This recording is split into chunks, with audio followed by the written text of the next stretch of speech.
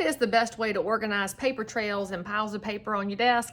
Well, y'all know that I love answering your questions, and the person who asked me this has one of two purposes. They're either trying to judge me because I live in a paper world, or they also live in a paper world and they actually need help. So we're just going to assume that it was an honest question and not just somebody judging me for being less than electronic.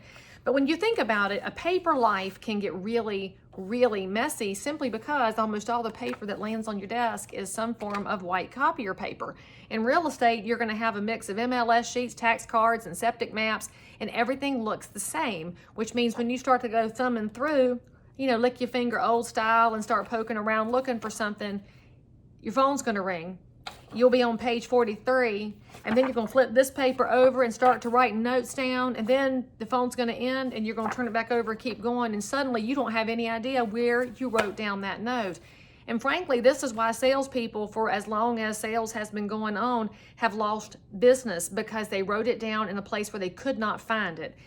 And I'm not even going to mention the fact that most of y'all have written down a name and a phone number on the back of a gas receipt and shoved it in your console, which, by the way, that's why real estate pros always say yes to the receipt. It's not because we're keeping paperwork trails. No, we're not that organized. We keep that because it's note paper for the car. Now, here's the way to get your business somewhat organized. Now, whether you're in real estate or not, you should know what your high priority incoming and outbound phone calls are. That's where you make money in sales, is knowing where the traffic is. In real estate, that's somebody calls and says, hey, I want to buy a house, or it's, hey, come list me. Now, when you're getting that phone call, you need to be prepared at all times to not leave your business in a stack of plain white paper on your desk. I use a system that was created a long time ago. I use colored paper. And yes, it costs a little bit of money to buy colored paper. And no, it is not environmentally friendly, I guess, and I don't care. So if you're the person who's going to start trolling me because of this, just go get a job. So anyway, the blue ones in my desk are for buyers. Blue buyers. It's also so I can find it. And so look at it this way. I'll give you a visual demonstration because I am loving like that. If we have a stack of white paper on the desk, and I have one buyer lead sheet, look, there, Shazam, it's right in the middle. I can find it so easily. Now, that's the most important thing I can find is somebody's information because they were inquiring about buying real estate.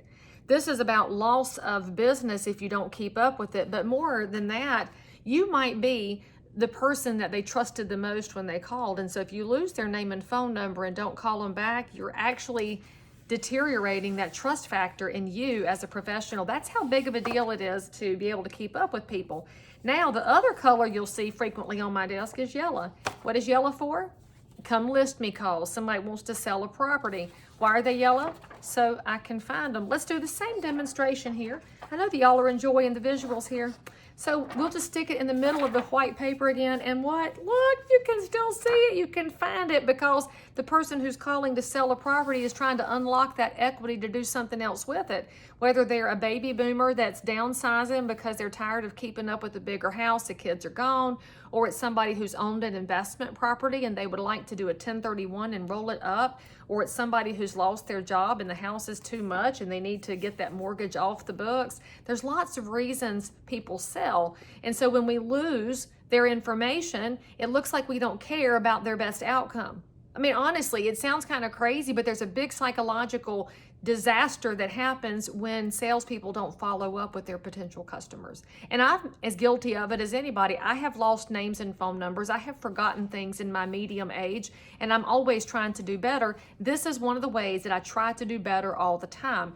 And because I am medium aged and lose things from time to time, that's why these live everywhere. They live in my car. They live in the driver's side and the passenger side. They live in my husband's car. They live in my home office, my real office. They live in my pocketbook and my backpack. They're everywhere because I may have written all the questions that are on here, but I get distracted when somebody calls me and they turn out to be likable. I'm like, oh, well, hey, I went to Northwest, you went to Northwest, and then we have a conversation, and 20 minutes later, I have failed to ask them all the right real estate questions. However, when my question sheet is right in front of me, I can stay on track and give that person the professional experience they were seeking. So frankly, if you're looking to provide a better professional experience, the colored paper might be your trick. If you're looking to stop losing business, the colored paper might be your trick. And if you're just tired of drowning in a sea of paper, colored paper is the trick. And by the way, if you happen to be a North Carolina realtor, did you know we have discounts through Office Max or Depot, whatever they call themselves now? So you should go to the state realtor website and save a few bucks if you can. I'm not above that myself. But just think about how it's the simple solutions that can make everything better in life. Check it out, see what you think. And if you want me to answer any questions for you, drop it below. Make sure you subscribe and tell a friend, and I'll be back.